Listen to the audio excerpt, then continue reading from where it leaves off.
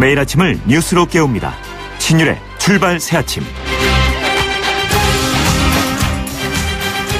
요새 정치권이나 최순실 사태 등장인물들이 하는 걸 보면 전부 남 탓입니다. 정유라는 엄마 탓을 하고, 이대 교수들도 서로 남 탓을 하고, 청와대 전직 수석이나 비서관들도 남 탓을 하고 있습니다. 또 정치권도 남 탓에 열중하고 있죠. 여야를 막론하고 누구는 탈당해야 한다, 누구는 정계 은퇴를 해야 한다면서 서로 상대를 탓하고 있는데요. 그래서 오래전에 천주교에서 있었던 내 탓이요 열풍이 그리워집니다. 상황이 열악해질수록 일단 자신에 대한 반성이 선행돼야 하는데, 우리나라 정치나 사회를 보면 그렇지 못한 것 같아서 오히려 희망이 없어지는 느낌입니다. 그래서 우리 국민들은 이제 희망을 스스로 만들어내야 합니다.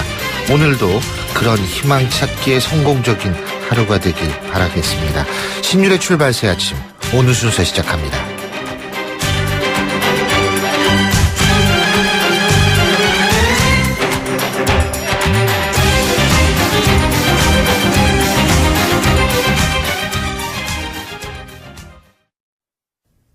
YTN 라디오 신율의 출발 새아침.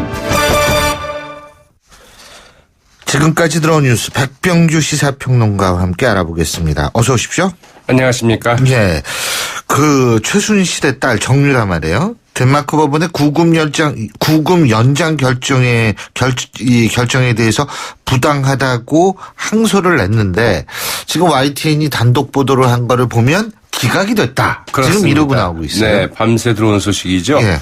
이 덴마크의 서부 고등법원 정유라 씨의 그 항소를 기각을 했습니다. 그래서 이제 그 정유라 씨는 1월 31일까지 그 구금 상태에서 그 덴마크 검찰의 조사를 받아야 하는데요.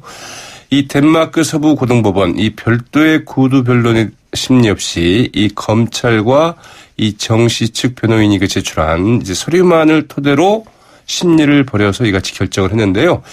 저는 이제 이 결정을 보면서 미국도 마찬가지지만 유럽의 재판들이 굉장히 신속하구나, 네, 이런 생각을 해보게 됩니다. 항소한 지 딱 한 만에 그 고등법원의 결정이 나오거든요. 예. 그게 제가 어제 신율의 시사탕탕 YTN 네, 어제 저녁에 덴마크 한인 회장하고 제가 인터뷰를 했어요. 근데 덴마크 한인 회장이 얘기를 하기를 뭐냐면, 이 덴마크 언론들이 굉장히 이걸 대서특필하고 있다는 겁니다. 관심이 큰 거죠. 예, 대서특필하고 있고, 우리가 아는 것처럼 불법 구금 혐의로 정유라가 지금 구금돼 있는 것이 아니라 우리나라와 관련된 혐의로 인터폴에 수배를 요청을 맞습니다. 했다라는 그런 사실 때문에, 네, 이게 대서특필되고 있기 때문에 아마 덴마크 법원도 이게 굉장히 부담을 가졌을 가능성이 높다. 저는 그런 생각을 합니다. 덴마크에서 이런 스캔들 자체가 아주 큰일이죠. 네. 이거 100년에 한 번 나오죠. 유럽 기준으로 본다면. 아주, 네, 그냥 재미있는 이런 일이 되고 있다고 하더라고요. 그래서 예. 그런데 이제 그 앞서 말씀하신 것처럼 이 당초 그 올브른 그 지방법원이 이제 그 정유라 씨의 그 구금을 1월 30일까지 연장하지 않았습니까? 그 결정을 할 때 이런 이유로 그렇게 결정을 했다고 그러네요. 그 덴마크에 연고가 없다. 덴마크에 온 지 4개월밖에 안 돼서 석방할 경우에 덴마크를 떠날 우려가 크다. 그런데 어떻든 대한민국 정부에서 말하자면 구금을 요청하는 이런 부분들이 있으니까 일단 1월 30일까지 구금을 해서 등등의 이러한 이제 조치 등에 좀 대응할 필요가 있다. 이렇게 결정을 했다고 그러죠. 그러니까 이제 본인의 작전대로 자꾸 항소하고 그러면은 오래 있을 수 있다. 이 계산이 이제 점점 어긋나고 있는 거죠. 그렇습니다. 예. 박영수 특검이 어제 최순실 등이 구속돼 있는 서울 구치소를 압수수색했어요. 네. 차은택, 김종 다 이 압수수색, 안종범이 다 압수수색했거든요. 그렇죠. 이제, 네, 말하자면 그 간방을 이제 그 압수수색을 한 거죠. 네. 그러나 그 최순실 씨의 그 간방은 일단 그 압수수색에서 그 제외가 됐다고 하죠. 발음이 아주 정확하십니다. 간방. 예, 전 그냥 깜빵 그러는데 간방. 네. 예. 네, 그 발음하기가 쉽지 않습니다. 간방. 어제 오후 2시께였다고 그러죠. 그 서울구치소와 그 남부구치소 이 두 곳에 수사관을 보내서 이제 수용시설 압수수색을 했습니다. 네. 일부 개인 소지품을 확보를 했다고 그러는데요. 네, 이 이른바 그 서울구치소의 그 구치소에 있는 이 문학의 황태자 그 차은택 씨와 그 김정전 문화체육관광부 2차관 수감실을 이제 압수수색을 했고, 여기에서 뭐 메모지 등 그 개인 소지품을 확보를 했다고 합니다. 또 그 구로에 있는 그 남부구치소에서는 그 정호성 전 청와대 부속비서관의 그 수감실을 이제 압수수색을 했다고 그러죠. 왜 이제 이런 압수수색을 했을까 좀 의아해하시는 분들 많을 것 같은데 이 특검은 이 구속 수감되어 있는 이들이 그 소지품 등을 활용을 해서 입장을 조율하는 등 그 말맞추기 정황을 좀 의심을 했다고 그럽니다. 예. 진술한 내용이 너무 똑같다는 거죠. 그래서 아마 서로 뭔가 이제 통방을 해서 아마 그 입을 맞추고 있겠다. 이렇게 좀 본 거라고 그러죠. 안종범 수석이 아니라 정호성 비서관이군요. 그렇습니다. 예. 특검팀은 엊그제 그 이병기 전 대통령 비서실장 그 자택도 압수수색했던 것으로 좀 뒤늦게 알려졌죠. 그렇군요. 근데 이거 어쨌든 좀 수사가 좀 더 빨리 이루어지기를 국민들이 네. 바라는데 물론 특검팀도 여러 가지 참 어려운 점이 있겠습니다만 자 그리고 새누리당도 이게 지금 아주 그냥 한치 앞을 안 볼 거예요. 아마 오늘 안개 많이 꼈던데 새누리당 네. 쪽에는 그냥 안개 정도가 아닌 것 같아요. 어제 당무에 복귀한 임명진 비대위원장 서청원 의원의 그 서청원 전 대표의 그 서신에 대해서 반격을 강하게 한 모양이더라고요. 네, 그 장문의 서신에 대해서 아주 반격을 했는데요. 특히 지금 서청원 의원이 임명진 비대위원장을 보시는 사람이 다른 사람이 아니라 나다. 네. 그리고 계속 그때 했던 말하고 지금 했던 말하고 완전히 달라지고 있다. 이렇게 이제 실제로 두 분이 가깝다는 얘기도 있더라고요. 비난하지 않았습니까? 여기에 대해서 임명진 비대위원장. 그동안 살아온 이력으로 보더라도 그렇고 또 민주화 운동의 그 전력으로 봐도 그렇고 서청원 의원이 나한테 그렇게 얘기를 해서는 안 된다. 이 무리한 일이다. 이렇게 불쾌감을 좀 표출했다고 그러죠. 그리고 그 스스로 책임 있는 사람들에게 그 알아서 결정을 해서 책임을 지라고 한 것인데 그게 뭐 왜 독수냐 이렇게 좀 되쏘아 붙이기도 했습니다. 임명진 위원장은 이들 그 친박 핵심들을 겨냥해서 이 정향의 뿌리를 없애야 다시 번지지 않는다. 그러면서 그 악성 정향에 이제 비유하기도 했는데요. 네. 이 서청원 의원 그러자 이 기자들에게 문자를 보냈습니다. 무례하다는 표현은 이해할 수 없다. 성직자로서나 공당의 대표로서 금도를 벗어났다. 품격을 지켜주기 바란다. 이렇게 반발했다고 그러죠. 근데 예. 그 정우택 이제 원내대표가 임명진 비대위원장을 지금 적극 그 지지하고 나섰죠. 이 어제 만난 그 초선 의원들도 그 지지 입장을 밝혔는데 그러나 그 지선 의원들과의 그 오천 간담회는 일단 취소가 됐고 이 또 친박 핵심들의 반발과 저항이 거셉니다. 그래서 앞으로 어떻게 될지 좀 잘 모르겠는데 예. 이 정가빈 의원하고 예. 이인재 전 의원 그리고 김관영 경북도지사가 어제 이제 그 임명진 비대위원장을 만났다고 그러네요. 그래서 뭔가 뭐 사퇴 수습을 한다. 명예로운 퇴진 방안을 뭐 논의를 하고 있다. 근데 뭐 서청원 전 얘기인데요. 대표가 이제 쓴 서신에 이렇게 제가 인터넷에서 보니까 뭐냐면 본인도 물러나겠다라는 얘기를 한 거예요. 그렇죠. 근데 이게 내가 선택해서 물러나는 것과 나가라 그래서 나가는 것하고는 다르다는 거다. 그러니까 자기가 그 본인이 이제 임명진 위원장한테 그 얘기를 했는데 먼저 이렇게 나오니까 이제 거기서 좀 이게 예의가 많이 네. 꼬이지 않았나 이런 생각이 드는데 그렇죠. 사실 더불어민주당도 지금 시끌시끌하잖아요. 이 싱크탱크죠.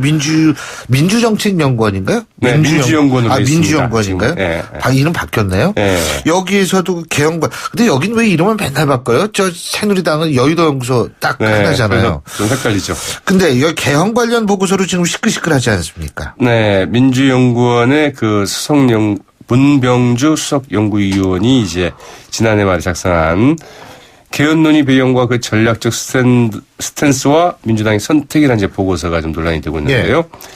이 사실상의 그 개헌 저지 보고서 아니냐 이런 평가들이 나오고 있습니다. 예.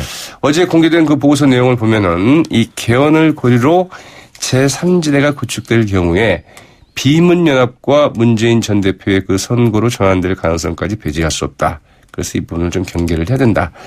대선 승리에 그 위협이 되므로 이 개헌 논의를 그 사전에 차단해야 된다. 이런 내용을 담고 있다고 합니다.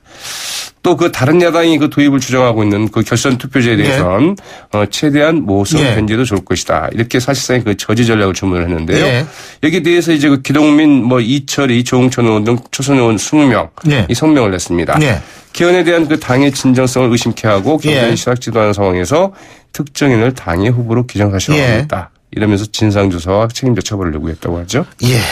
자, 박용진 의원과는 저희가 2부에서 인터뷰가 준비되어 있습니다. 오늘 말씀 여기까지 듣죠. 고맙습니다. 네, 고맙습니다. 예, 지금까지 백병규 시사평론가였습니다.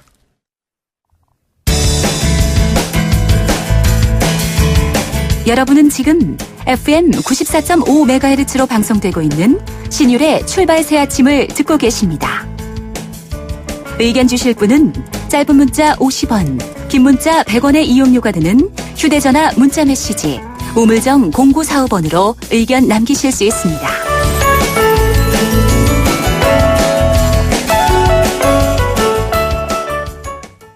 신율의 출발 새 아침에서는 2017년 새해를 맞아서 사회 원로들에게 해안을 듣는 신년 특집을 마련하고 있는데요. 자, 오늘은 사회 분야의 원로 한 분을 만나보겠습니다. 김영삼 정부 한 해 첫 통일부총리를 역임하셨고요. 김대중 정권에서 교육부총리를 역임하신 분이죠. 바로 서울대학교 한완상 명예교수 전화 연결합니다. 안녕하십니까? 안녕하십니까? 예, 새해 복 많이 받으십시오. 네, 감사합니다. 요새 시국이 영 그래요, 그죠? 예? 이 시국 보면요. 예. 이 지난해가 이제 병신년인데 이게 다사다난하다 그러는데. 근데 아직 응력이 안 지났으니까 예, 뭐. 다사다난이 예. 아니고 흉사다난입니다. 흉사다난. 예. 그래서 우리 청년들이 이것을 헬코리아라고 할 만큼 아주 흉사다난이 극심했죠. 그런데 마침 촛불 시민명예 혁명이 일어나서 정유년 올해는 희망으로 가득 찬 새해로 만들 수 있다고 생각합니다. 예. 근데 이제 음력이 아직 음력설이 안 지났으니까 아직은 음력으로 우리가 병신년은 병신년이죠. 예. 근데 진짜 2016년 돌아보면은 정말 그런데 최순실 국정농단 사태. 예. 이거 아마 제가 볼 때는 한 100년 후에 역사책에는 최순실이라는 이름이 나올 거예요. 제가 볼 때는. 예. 이거 세계사에도 그 이름이 나올 겁니다. 예? 한국 역사에뿐만 아니라 세계사에도. 세계사에도요. 세계사에도 가장 공정성을 잃은 추악한 국가를 만든 소위 비선 라인으로 이름이 나올 가능성이 있습니다. 지금 사실 뭐 덴마크에서도 정유라에 대해서 대서특필하고 있다고 어제 제가 얘기를 들었는데요. 자, 근데 이 사회 원로로서 정말 자괴감이 많이 드셨을 것 같아요. 이런 국정농단 사태 때문에. 자괴감이 많았습니다. 예. 우선 말이죠. 예. 아직 이게 몇 가지만 딱딱 짚고 넘어가자면 말이죠. 예. 지난 3년 8개월간 국민이 전혀 몰랐던 박근혜 정부의 민낯, 그 본질을 보면서 어찌 이 정도의 수준 낮은 분을 우리가 대통령을 뽑았는가 하는 부끄러움을 느끼게 했어요. 그러니까 그분에 관한 그 비선 라인뿐만 아니라 그 국가를 경영하는 모든 그 철학과 방식 이런 것을 매일 듣는 국민으로서는 어떻게 이렇게 낮은 수준의 사람을 우리가 대통령을 뽑았는가 하는 그 부끄러움을 굉장히 가슴 아프게 생각하고 있습니다. 근데 그가 대통령으로 있던 이 3년 10개월 동안 우리에게 보여준 것을 다, 선생 한 가지 딱딱 찍어서 말씀드리자면요. 예. 세월호 참사에 17세 이 고등학교 2학년 아이들이 수백 명이 죽었는데 그 참사에 대한 국가의 대응, 그 무책임, 그 무능은 말할 것도 없고 제일 우리를 격앙시킨 것은 거기에 대해서 부끄러워할 줄 모르는 대통령의 마음입니다. 무책임, 무능은 우리가 봐줄 수 있어요. 그러나 예. 최고 지도자가 무치를 가졌으면은 이것은 국가의 기본 바탕이 무너진 겁니다. 옛날 왕조 시대도 아주 가뭄이 들면은 그게 뭐 가뭄과 왕하고 무슨 관계 있겠습니까만은 왕이 최고 지도자로서 아주 이것은 내 부득이다라고 하는 것이 그게 저희 왕도 지도자의 최고 지도자의 마음인데 우리 박근혜 대통령은 부끄러움을 몰라요. 부끄러움을 모르면 사람이 아니죠. 짐승이죠. 그런 아주 두려움을 느꼈죠.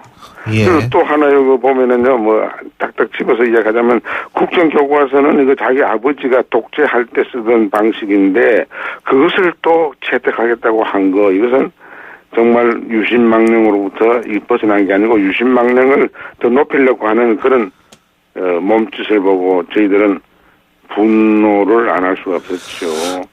그리고 예. 또 테러방지법이라고 하는 거 신생 아시겠지만은 제정을 했는데 그것은 국가 통제력이 국민의 침실과 부엌과 서재로 들어오고 심지어 온라인 공간까지도 들어오겠다는 것을 말하는 건데 지금 우리가 전체주의 사회에 사는 거 아니지 않습니까?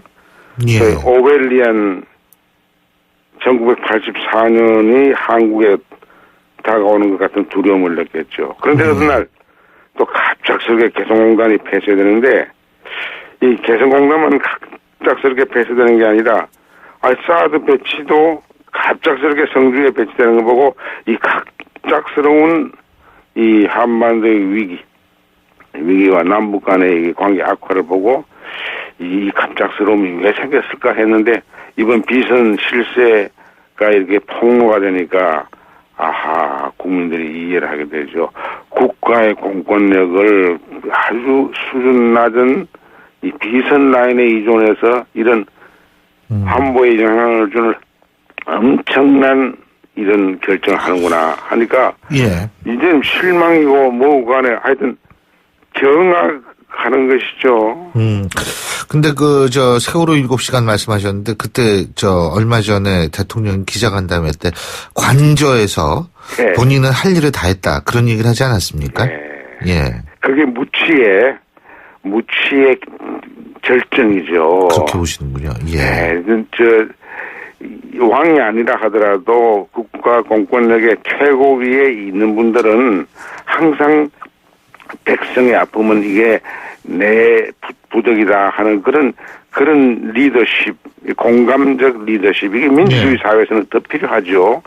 그것이 너무 없어서 저도 그 신생도 놀라셨겠지만은 지난 일요일 청와대 간담회를 보고서 자기가 잘못한 것을 전혀 모르는 이것은 어떻게 이런 분이 사람일 수가 있는가, 대통령 이전에 사람일 수가 있는가 하는 생각을 느껴요. 동물은 부끄러워하지 않습니다. 사람만이 부끄러워해요. 자, 그리고요. 지금 어쨌든 개헌 얘기 많이 나오고 있지 않습니까? 예. 그죠? 그 교수님께서는 이 개헌에 대해서는 어떻게 보십니까? 1987 개헌이요. 개헌. 예. 개헌 문제도요. 예. 개헌 문제 하려고 그러면 이 촛불 이야기 안 할 수가 없는데요. 1,000만 명 이상의 우리 민주 시민들이 아주 세계 언론의 극찬을 받으면서 이렇게 평화, 예. 비폭력 이걸 했는데 이 1,000만 명 우리 시민들의 민주적 열망을 담아내는 개헌 아니면은 이 개헌은 우리를 다시 슬프게 할 것입니다. 그래서 나는 사실은 우리 국민들이 새해를 맞이해서 광장의 촛불의 민주적 열망, 비폭력적 평화의 열망을 정치권 안으로 들어와서 제도화를 해야 되는 것이 개헌이라고 생각하고요. 개헌의 주체를 지금 정치인들이 떠들고 있는데 개헌의 주체는 지금 헌법 1조가 규정하는 대로 주권자인 국민이 주도가 돼서 개헌을 해야 됩니다.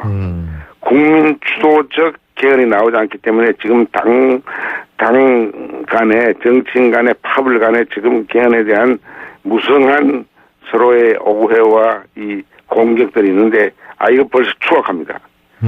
광장의 열망을 제도화하는 것이 개헌입니다. 제가 두 가지 여쭤볼게. 지금 호헌을 주장하는 쪽도 사실 정략적으로 호헌을 주장한다는 분석도 많거든요. 그렇죠. 지금요, 이 개헌을 주장하는 사람들이 제3지대에서 무슨 이야기를 하는 거 아니 87 체제를 극복하자 그러잖아요. 예. 선생님. 87 체제는 그게 완벽한 그 민주 체제가 아닙니다. 87 체제 결과 군사 정부가 연장이 됐습니다. 민주 세력이 분열되는 때문에. 예. 그런데 87 체제를 넘어서는 게 문제가 아니라 정확히 말하면 이제는 말이죠. 예. 87 체제가 극복 못했던 60년 체제. 그게 군사 쿠데타 체제입니다. 예. 그것을 넘어가야 60년 5.16 체제를 넘어가야 돼요. 예. 근데 5.16 체제도 그게 소위 이승만 권위주의 체제와 연장선상에 있습니다. 예. 그러니까 우리가 이번 개헌을 하려고 그러면 87 체제를 넘어가는 게 아니라 60년 체제와 더 거슬러 올라가서 48년 체제를 극복해야 됩니다. 예. 48년 체제가 뭡니까?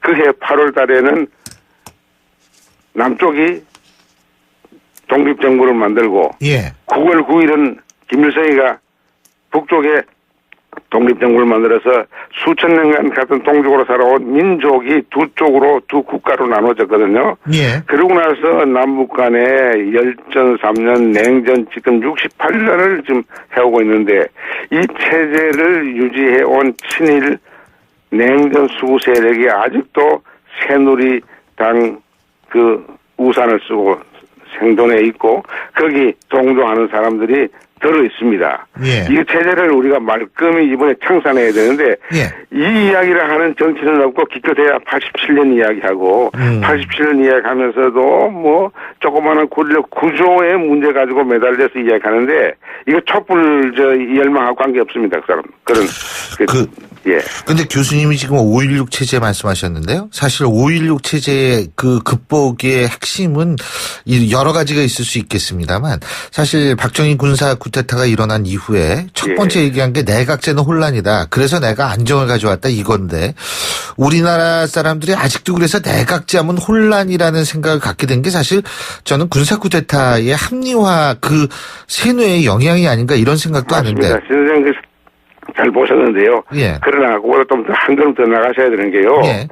지금도 우리는 보통 선진국 민주국가와 달리 나라가 분단에 대해서 지금 아직도 싸우고 있는 이런 엄혹한 현실에다가 예. 우리 남쪽을 보면 북쪽은 말하기도 없겠지만 남쪽을 보면은 경제 양극화가 굉장히 심해서 젊은 아이들이 헬코리아라고 할 정도가 되잖아요. 예. 이런 구조적인 양극화와 남북 분단이라고 하는 이 엄청난 우리의 이 과제를 해결하려고 그러면은 예.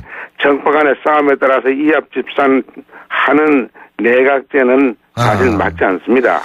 그런데 박정희가 내각제, 장면 내각제를 빌미로 삼아서 군사독재를 합리화시킨 것도 우리가 기억하면서도 예. 동시에 우리의 분단의 이 어려움 그리고 정치 경제적인 양극화의 엄혹한 현실을 우리 극복하려면은 장파 싸움을 가지고 날마다 하게 하는 이 과연 내각제, 순수 내각제 이것은 우리가 고려하지 않아야 되고 한다면은 그저 그 정당 이 독일식 정당 명부제 같은 걸 통해서 이 마이너리티 창조적인 마이너리티도 들어오게 하면서 동시에 4년제 대통령 연장하는 정도를 해야 되는데 그 시기가 지금은 아닙니다. 지금은 뭐 이 탄핵 끝나면 바로 이 대선 국면을 들어가니까 요다음 정부가 반드시 국민 앞에 이 탄핵 정신을 존중해서 기원을 하겠다고 하는 약속을 하고 그걸 하도록 해야 됩니다. 잘 알겠습니다. 오늘 아침에 이렇게 귀중한 시간을 내주셔서 정말 감사드리겠습니다. 제가 한마디만 더 할까요? 간단하게 해주십시오. 간단하게. 이번 우리 그 촛불에 대해서 그 세계 언론이 말이죠. 여러 가지로 찬성하는데 두 가지만 딱 요약한다면 독일의 프랑크푸르트 알게마이네 자이퉁이라든지 디자이퉁 같은 데서는 디자이트요. 디자이퉁 같은 데서는 어떻게 말하냐면 서구 민주주의를 수입했던 한국이 이제 원산지 민주주의보다 더 모범적인 민주주의를 실천하고 있다. 그러니까 민주주의를 아시아적 가치에 맞지 않는다고 배격했던 모든 주장은 이건 끝났다. 그러니까 한국적 민주주의를 내걸었던 박정희와 박근혜의 그 생각이 틀렸다는 이야기죠. 그리고 프랑크푸르트 알게마이네 자이퉁도 그렇게 말했습니다. 이제는 미국이나 유럽이 한국에서 배워야 한다. 이 정도로 우리가 나가고 있으니까 이것을 다시 한국적 민주주의 수준으로 유신체제로 이걸 회귀하려고 했던 박근혜 대통령은 아버지의 명예까지 실추시키면서 역사를 후퇴한 것을 다시 시도하지 않도록 하는 아주 그 단호한 정치가 나와야 합니다. 새 정치가. 오늘 말씀 잘 들었습니다. 고맙습니다. 수고하십시오, 선생. 감사합니다. 지금까지 서울대학교 한환상 명예교수였고요. 신율의 출발 새 아침 1부 순서 여기서 줄입니다. 잠시 뒤 2부에서 뵙겠습니다. 최근 우리 사회는 충격적인 사건 사고들을 경험했습니다. 이때마다 대한신경정신의학회는 국민들을 위한 정신건강 지침을 지속적으로 발표하고 국민들의 정신적 회복을 위해 최선을 다하고 있습니다. 정신장애에 대한 편견을 없애고 차별 없는 세상을 만들기 위해 노력하고 있으며 국민들의 정신건강 증진을 통해 건강한 대한민국을 만들기 위한 노력을 다하고 있습니다. 행복한 대한민국의 기본은 건강한 정신과 행복한 마음입니다. 정신건강의학과는 여러분의 우산이 되겠습니다. 이 캠페인은 대한정신건강재단과 대한신경정신의학회가 함께합니다. 굴삭기, 크레인, 지게차, 스카이차, 로더 이 모든 중장비를 부르는데 걸리는 시간은 1644-4049 공사마스터 전화 한 통이면 오케이. 중장비 빠르게 찾을 땐 1644-4049 1644-4049 공사 마스터. 모바일에서도 공사마스터. 소통의 아침을 여는 공정한 목소리. 신율의 출발 새아침. 신율의 출발 새 아침 2부 순서 먼저 광고부터 듣겠습니다. 괜찮은 맛집을 발견하면 함께하고 싶은 분 떠오르시죠? 나만 쓰기 아깝다는 좋은 제품은 알리고 싶죠? 회원으로 가입하여 알뜰히 구매하고 직접 판매도 할 수 있는 행복 나눔의 가치. 건강한 회원 직접 판매의 정신입니다. 796만 소비자와 회원이 선택하고 있는 회원 직접 판매. 직접 판매 공제조합에 가입된 회원 직접 판매 기업은 소비자 피해 보상 보험으로 믿을 수 있습니다. 회원 직접 판매의 시작은 직접 판매 공제조합 가입 여부 확인부터. 이젠 믿음을 사십시오. 소비자 유통의 힘 직접 판매 공제조합. 김 사장님은 고민하던 공장 먼지 악취를 어떻게 해결했을까?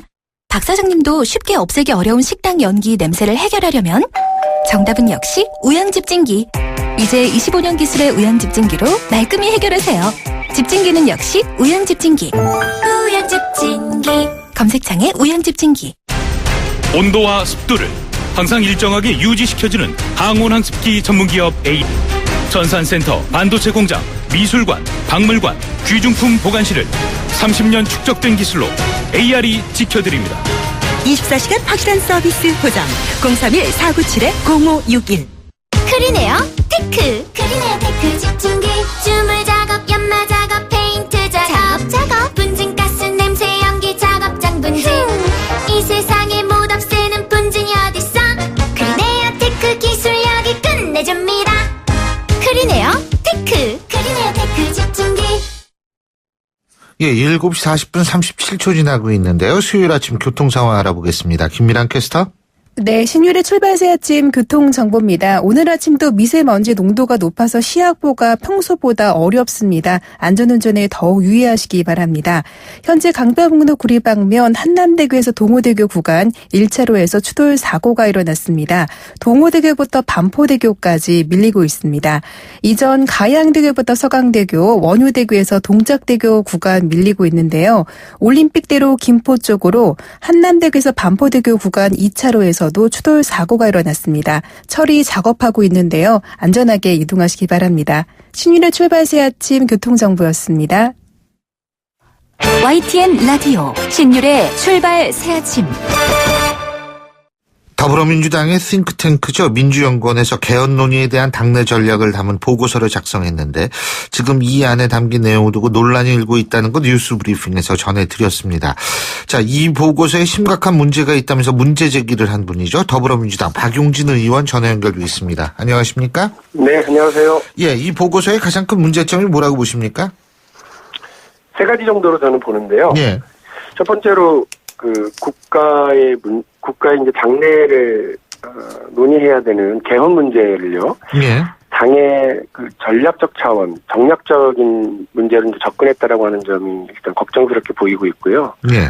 너무 협소하고 위태로운 인식이었던 거죠. 예. 두 번째로는 이 문서 전체가 약간 편향돼 있어서 예. 당의 단합을 해치고 분열을 조장하는 여러 문구들이 보여요. 이런 문제가 두 번째고요. 아하.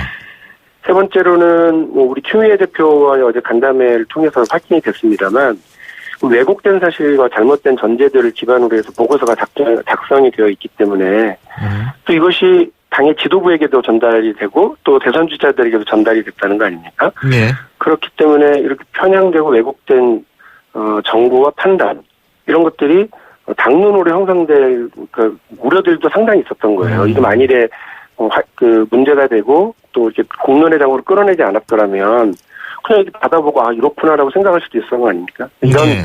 잘못된 그 세 가지 정도의 문제 때문에 저희들이 어저께 문제 제기를 좀 강하게 했었습니다. 박용진 의원께서 문서 전체가 편향됐다, 분열을 초래할 수 있다. 이 얘기는 결국은 저 얘기죠. 그 특정인을 대선 후보로 전제로 했다라는 그런 부분 아니세요? 여러 뉘앙스가 그런 부분이 많이 있습니다. 그래서 네. 문재인 전 대표를 당의 그 후보로 전제를 한 인식들이 이제 보이는 거예요. 네. 이런 부분들이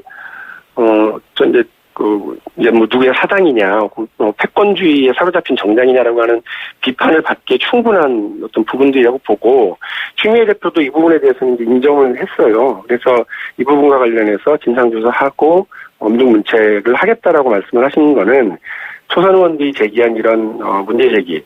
그래서 당이 어떻게 편향되어 있고, 그리고 누구에게 유리하게 좀 굴러가고 있다라고 하는 그런 외부의 비판으로부터 이걸 차단해내기 위해서는 이번 문제에 대해서 추미애 대표가 약속하신 것처럼 엄정하게 대처하셔야 될 필요가 있겠다고 저는 생각을 합니다. 근데요, 사실 문재인 전 대표의 행보를 보면 그동안 본인이 거의 대선 후보가 된 것처럼 얘기를 많이 했지 않습니까? 솔직한 얘기로. 그래서 이 듣는 사람으로 하여금은 이 문서 나오기 전에 대선 후보 이미 된 거 아닌가 이렇게 생각하시는 분들도 많다라는 얘기가 있던데 어떻게 보십니까? 자신감을 갖는 건 좋다고 봐요. 네. 그러니까 이재명 성남시장도 저희 당의 잠재적 후보군이고요. 안희정 지사, 박원순 서울시장, 김부겸 의원 이런 분들도 잠재적 후보군이고 이분들이 무슨 말씀을 할 때 제가 대통령이 되진 않겠지만 이렇게 전제를 하는 것보다는 제가 대통령이 된다면이라고 자신감을 가지고 표현하는 것도 좋다고 보고요. 또 이러저러한 질문과 현안에 대한 판단에 있어서 분명하게 얘기해 주는 거, 내가 대통령이 된다면이라고 하는 전제를 중심으로 하는 건 맞죠. 그런 부분까지 문제를 삼는 건 전 적절치 않다고 보고, 다만 이 문서가 당의 공식기구에서 나온 공식적인 보고서라고 되어 있는데, 거기에서 다른 후보들은 안중에도 없다는 듯이 얘기하는 건 자존심도 상하고, 또 밖에서 자꾸 그러잖아요. 다른 야당에서도 그렇고, 외부에서 언론에서도 이게 이제 신패권주의 정당이냐, 친문 정당이냐, 사당화냐, 이런 말도 안 되는 어떤 그 지적들에 대해서, 거봐라, 이 문서를 보니까 바로 그렇구나라고 하는 증거 제시처럼 돼버렸으니, 여기에 대해서 단호하게 입장을 취하지 않으면, 그냥 얼렁뚱땅 넘어가 버리면, 또 한 번의 알겠습니다. 증거로 작용될 거다라고 하는 우려가 너무 큰 거예요. 지금 안희정 지사 잠깐 말씀하셨는데, 어제 손학규 전 대표 정계 은퇴하라고 얘기를 했어요. 그건 어떻게 보셨어요? 이건 조금 다른 얘기지만. 다른 얘기네요. 예. 두 분 간에 무슨, 논쟁이 좀 있고, 문제 제기가 있고, 이런 것까지 제가 말씀드리기는 좀 뭐하다고 봅니다. 근데, 안희정 지사의 인식이 있겠죠. 그리고 그 부분에 대한 또 반박이 있었던데, 누구에게라도 정치인이 비판의 날을 들이댈 수는 있습니다만,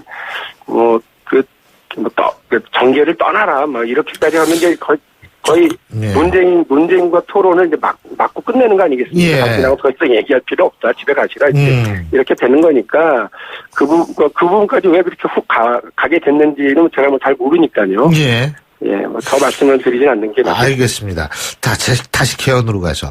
지금 이제 문재인 전 대표를 대선 후보로 기정사실화하는 듯한 보고서 잘못됐다 이런 말씀 하셨는데요. 또 하나는 뭐냐면, 아까 정략적인 접근이다 이런 부분이 아마 이거가 아닌가 이런 생각이 들어요. 민주연구원 보고서 중에 개헌을 고리로 한 제3지대 구축이 더불어민주당 대선 승리에 큰 위협이 될 것이다. 결국 이런 거 아니겠습니까? 대선 전에 개헌론이 반대론에서 전략적 수정을 시도해 출구 전략을 찾아야 한다. 이런 부분인 것 같은데, 자, 이 부분이 문제긴 문제라고 보시는 거죠? 저는 사실 깜짝 놀란 건 그 부분보다는 그 말씀하신 그 부분이 이 문서 20페이지쯤에 있거든요. 그래서 21페이지 한 장만 넘어가면 뭐라고 되어 있느냐면 현실적으로 대선 후 개헌 약속을 해도 대선 뒤의 경제 위기나 각종 현안으로 인해서 개헌 추진의 동력을 가질 수 있을지 의문이다. 아하, 그게 넘어갈 수 있다 이거군요. 간단히 얘기하면 여태까지 그래왔으니까. 말은 개헌을 하였고 공약을 했지만 그때 가면 일이 많을 거예요. 바쁘실 거고 그러니까 그렇죠. 개헌 얘기는 그냥 넘어갈 수 있는 이런 인식이 있는 거예요. 그러니까 가장 큰 문제는 더불어민주당의 개헌을 주장하는 분이 상당히 많습니다. 예. 문희상, 박병석, 지금은 당원 아닙니다만 정세균 의장까지 그래서 그렇죠. 이런 분들 그 당의 중진들 원로들께서 다 개헌에 대해서 적극적으로 앞장섰던 분들이에요. 근데 이 개헌이라고 하는 것은 뭐냐면 오래 정치를 해본 분들 혹은 오래 우리 사회를 이끌어왔던 분들이 볼 때 대한민국의 새로운 동력을 창출하고 예. 국민 통합으로 가기 위해서는 대한민국의 미래를 열기 위해서는 개헌이 필요하다라고 하는 상당히 미래지향적인 이야기였고 희망을 예. 만들기 위한 얘기였는데 이 문서에 와가지고 더불어민주당은 정략적 접근을 하고 있고 이거는 그냥 이번 선거를 이기기 위해서는 이렇게 해야 되는데 이번 선거를 이기고 나서는 또 이렇게 안 해도 되는 이런 인식으로 비춰지고 있는 것이 너무 저는 깜짝 놀랐어요. 근데 이렇게 개헌을 다뤄서는 안 된다. 개헌 문제는 예. 그야말로 나라를 위해서 대한민국의 근데, 미래를 위해서 이렇게 예. 생각을 해야지 예. 이 개헌 문제를 앞둔 선거에서 누가 유리하고 불리하고 문제로만 접근을 해버리는 예. 거 이게 오히려 개헌을 정략적으로 접근하는 태도다. 이런 거는 더불어민주당에서 발붙여서는 안 된다. 이게 제 생각입니다. 개헌특위는 그러면 지금 더불어민주당 개헌특위 구성하지 않았습니까? 그죠? 했습니다. 예. 14년이죠. 예. 잘 될 거라고 보십니까? 저는 개헌특위가 무려 30년 만에 국회에서 설치된 아주 예. 중요한 기구라고 생각하고요. 예. 국민들의 어떤 의견을 잘 받아서 잘 처리를 해낼 거라고 믿고 있어요. 그리고 더불어민주당에서 좋은 분들이 많이 들어가셨습니다. 제가 안 들어간 건 많이 아쉽긴 합니다만. 예. 저도 그러네요. 네, 예. 훌륭한 분들이 많이 들어가셨기 때문에 예. 이분들이 논의를 잘 이끌어 가실 거라고 봐요. 다만 문제는 뭐냐면 이번에 확인됐습니다만 더불어민주당은 개헌에 되게 적극적이었고 예. 개헌에 대한 많은 말씀들을 하시는 분들이 많은데 예. 개헌에 대한 어떤 당장에 어디로 추진할 거냐, 어떤 방향으로 갈 거냐, 사면 주민제냐 아니면 분권형 대통령제냐, 예. 내각제냐 이런 부분에 대해서 당론을 정하지 않았기 때문에 예. 오히려 이번 기회에 예. 개헌을 이렇게 음습하게 다루는 듯한 인식 버리고 더불어민주당이 지금까지 해왔던 것처럼 예. 미래를 위해서 대한민국 미래를 위해서 예. 이번에 공론회장으로 알겠습니다. 끌어내고 당론을 정하자 이렇게 생각하고 있습니다. 예, 오늘 말씀 잘 들었습니다. 아주 깔끔한 인터뷰였습니다. 고맙습니다. 감사합니다. 예, 지금까지 더불어민주당 박용진 의원이었고요. 신율의 출발새 아침 2부 순서 여기서 줄입니다. 전 뉴스 들으신 이후 8시 10분 3부에서 뵙겠습니다.